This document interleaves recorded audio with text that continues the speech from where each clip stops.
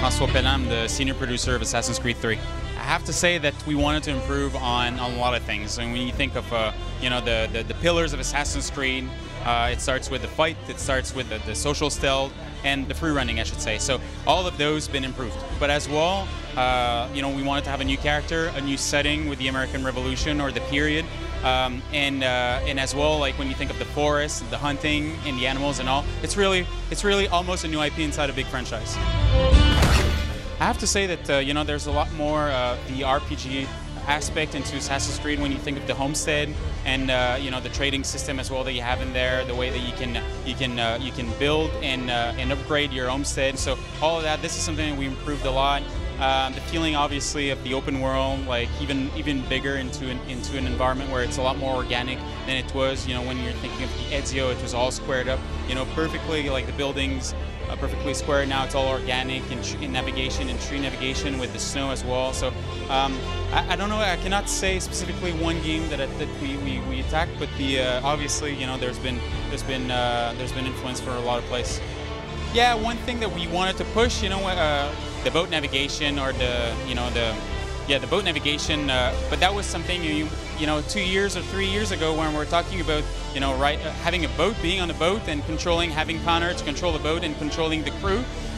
We wanted to have like the sea to be amazing, just stunning sea, the big waves and all, and changing sea as well, like to have that feeling of that Connor can adapt or the boat can adapt to different kind of waves. That's one big feature that we pushed, and I'm really proud of that, what the guys in Singapore did.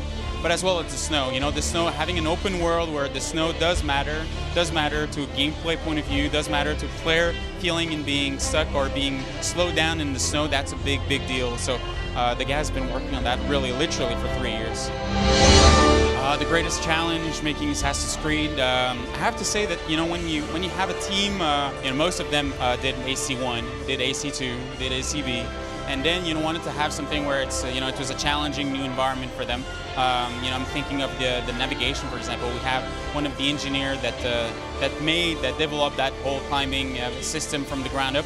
They wanted to have a new challenge, so for him it was very it was a great challenge to say let's have an organic environment where tree running. When you think of tree running at the start, 3 years ago, for most people we're saying that sounds like Tarzan. It's not that assassin.